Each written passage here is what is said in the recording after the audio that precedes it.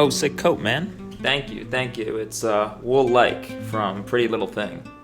Wool-like? What does that mean? It means it's like wool, except plastic. Was it cheap then? Oh yeah, I got a great deal.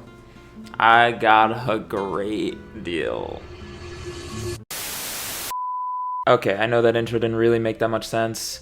These are clothes for women, and I am in fact a bro. Which is valid, okay? I mean, true, but counterpoint, I may be a man, and these may be clothes for women, but hating is for everybody. So, as long as this is still a free country, and I'm still unemployed, I will proudly on this overpriced polyester bullshit, no matter who the target market for this particular strand of fast fashion is. And also, this whole thing was created by a man too, so really this is poetry. And let's be real, gender aside, I may not be the target market for this, but nobody else should be either. What the is this? What is this? Who asked for this? Who can wear this? A blazer dress? Am I fucking high? A blazer dress for the woman who has an HR meeting at noon and has to walk the street at 2. A blazer dress for when you don't want to just have ADHD, but you want to wear it too. This is a monstrosity, the likes of which the world has never seen. This isn't fashion, this is an affront to basic human decency. And do you know why this exists? Do you know why this 94% polyester, poop-colored, bubble skirt bull exists? Because they're going to send this out to influencers who are going to make a TikTok showing off their new pretty little thing, drop a discount code, and move on. I'm not gonna lie, I'm actually surprised that I like it because I didn't think I would like how this looks on me because it's not my usual style. But real ones know, yeah, me, I love a bubble skirt. So the fact that they paired the bubble skirt moment with the like blazer, smart look, like I feel like it just goes well together. It doesn't matter that this outfit is completely unwearable because you're meant to wear it in front of a ring light for 30 seconds on the For You page. You're not meant to wear it out of the house, you're meant to wear it to the algorithm. And as we know, the laws of fashion don't apply on the algorithm. And if you don't know what Pretty Little Thing is, or its rebrand that happened last week, or why I'm screaming at you in front of a white void, let me get you up to speed. I have notes on my phone, okay? I'm not just getting flicked up. Pretty Little Thing, or PLT, is a fast fashion brand founded in 2012 by Umar along with his brother Adam when he was just 24 years old. Impressive, right? I mean, you're in your 20s. You don't have a 9-figure fast fashion brand. What are you doing with your life? I mean, Umar over here pulled himself up by his bootstraps with just a little bit of help from his billionaire father, who was the founder and executive chairman of Boohoo, the massive UK-based fast fashion retailer. Yep, fast fashion is the family business, and honestly, that's the biggest insult I could levy against these rich, flashy, obnoxious assholes. Like a $2.5 million engagement ring, dude. I mean, congratulations, man. You're gorgeous, you're perfect, flawless. But f*** you, asshole. Anyway, Boohoo acquired Pretty Little Thing outright in 2020, making Umar a multimillionaire, which again, your father's company buying the company you own. This is a great setup. These people have a really nice setup, guys. Using shareholder money to buy your son's company. God, these people are good. Although to be fair, by 2020, PLT's revenues were almost up to that of Boohoo's, so it was a good deal. The acquisition made sense. I could do a whole video on Boohoo, honestly, maybe I will. There's some real Succession vibes going down over there. And also their stock price looks like your brother's crypto portfolio. So let me know if I should take a look at what's going on over there. But yeah, PLT was known for its bubblegum pink branding, the iconic unicorn logo, or mascot I should say, and rock bottom prices with 5-pound dresses, 3-pound skirts, stuff like that. You telling me your fucking dress costs a bacon, egg, and cheese? What? And I'm using pounds because it started out in the UK again. UK-based company, UK-based retailer. We love you, the queen. But I mean, here's the PLT New York fashion show in 2019, which the irony of a fast fashion company doing a runway show aside, this is what the vibe was. We got Pink, we got Bling, we got Sweetie, we got Ashanti, we got Quavo. That was the PLT vibe.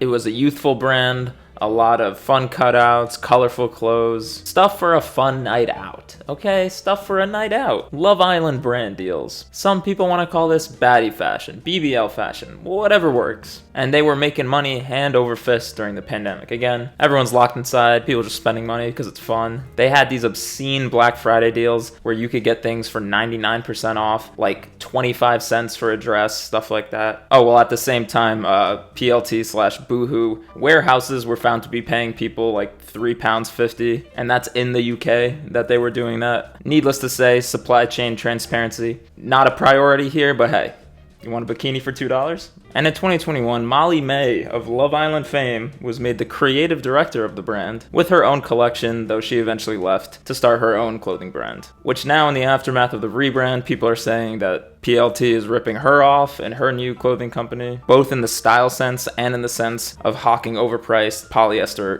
Which brings me to the rebrand that happened last week. Because, yeah, for some reason, all the pink was turned to brown, the unicorn was taken outside, behind the shed, and shot in the head. Because clubbing is out, apparently, and Wish.com old money is in. What is this? I'm lost for word. Oh yeah, that Temu quiet luxury that nobody asked for. And as we all know, does luxury equal quality? No, of course not. Luxury equals beige.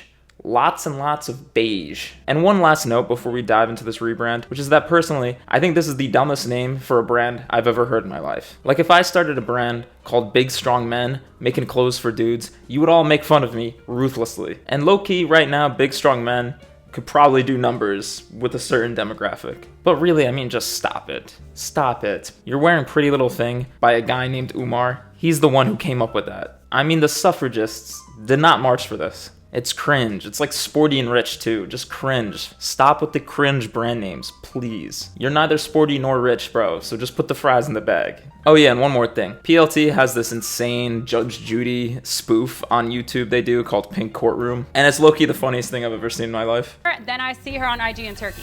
It's weird. How are you supporting your grandmother, but you're in Turkey? I'm confused. It's giving confusion. I was almost willing to forgive the polyester clothes and sweatshop labor because of this YouTube show alone. Almost. But seriously, if you ever need a free lobotomy, just go watch this. It's so funny. But alright, let's dive into this mess of polyester garbage. I really want to spend some time looking at these pieces together because truly I feel like I'm losing my mind here. What is this? What is this? What is the appropriate function for a cutout blazer dress? Go ahead, justify it, please. To be fair, I don't know where you guys live, but where I live, this is not appropriate in any office unless you're talking like the Oppenheim group, I guess. There is no way you're wearing this to work. Same thing with this. This is what they make like the AI robot masseuse slave wear in every cyberpunk movie. Why do you want to dress like a receptionist in a dystopia? Strike the pose.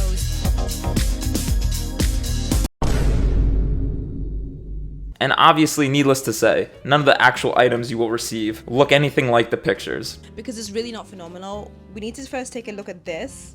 This is not supposed to be showing, right? But like, it's not all consistent. Like it keeps flapping up. You can still see a bit of the... Seriously, I could not find a single item for sale on this website that did not have some degree of polyester in it. Closest I got was this horrific mushroom corset jumpsuit, which the material said was made out of mushroom for a second, so I was like, okay, it's made out of mushrooms, obviously. I mean, clothes made out of mushrooms? I might have judged these guys too quickly. But no, it's just mushroom-colored polyester, which was heartbreaking in so many ways to me. But hey, at least this stuff is cheap, right? No. Granted, at the time of this recording, there's a 40% sale going on. Probably because Umar realized he completely overplayed his hand with this. But I mean, full price, these rebrand items are still going for like $80 to $120, which is a lot of money for that's 73% polyester and 100% useless. I mean, I guess you could wear this out to be like a 50s housewife for Halloween, but other than that, and again, fast fashion, so I mean, half this stuff is just rip-offs of better items you can get elsewhere. I have a bit of beef with this one just because we all know what this dress looks like. There's one brand, it's Odd Muse, and they literally have a dress like this. I'm pretty sure I've seen it. Ah yes, join the legacy, says PLT. The legacy of ripping off actually talented fashion designers. And of course, real quick, I just want to return to that wool look coat from the beginning. Is there anything more dystopian than a coat that's being marketed as wool look? This is the cheese product of clothing. What's next? Are we gonna have salads that are lettuce look? Listen, again, I understand why polyester exists. At the end of the day, people need cheap clothes to wear.